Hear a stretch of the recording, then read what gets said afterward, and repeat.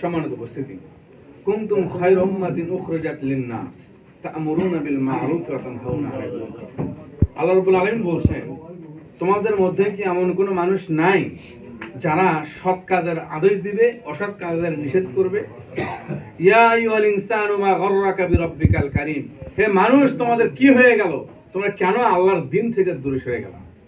এখন বিষয় হলো, দেখেন মানুষের মৌলিক চাহিদা কোনগুলো? খাদ্য, বস্ত্র, চিকিৎসা, বাসস্থান। এই বিষয়গুলো ভালো না খারাপ বলেন? ভালো। এই বিষয়গুলোর বিরুদ্ধে যখন কোনো বিষয় ওঠে সেটা খারাপে পরিণত হয়, ঠিক কিনা? সরকার কেন প্রয়োজন? সরকার আমাদের এজন্যই প্রয়োজন যেন মানুষের মৌলিক চাহিদাগুলো পূর্ণ করতে পারে, ঠিক কিনা? কিন্তু বিগত সময়গুলোতে আমরা দেখেছি সরকার মানুষের মৌলিক চাহিদাগুলো পূরণ করতে ব্যর্থ।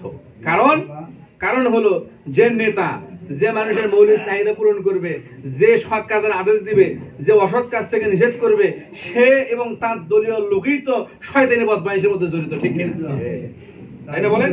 এজন্য আল্লাহ তাআলার এই আয়াতকে সামনে রেখে আজকে আমরা বলতে চাই, আজকে আমরা এখান থেকে শপথ নিয়ে যেতে চাই যে আগামীর 12 তারিখ যে ব্যালট যুদ্ধ আসতে হচ্ছে আমাদের সামনে, আগামীর নির্বাচন, আগামীর সরকার ন্যায় ইনসাফের সরকার ইনশাআল্লাহ, ঠিক কিনা? আগামীর সরকার আমাদের যে দাড়িপাল্লা মার্কা, এই মার্কা সমস্ত শয়তান বদমাইশ চালাবাজদের বিরুদ্ধে এই মার্কা, ঠিক কিনা বলেন? সমস্ত দালালদের বিরুদ্ধে এই মার্কা। দেখেন আমাদের বাজারঘাটগুলোতে ক্ষমতা নাই বাইতেই কত শত দালাল বাকি খায় আর টাকা দেয় না, আছে না নাই?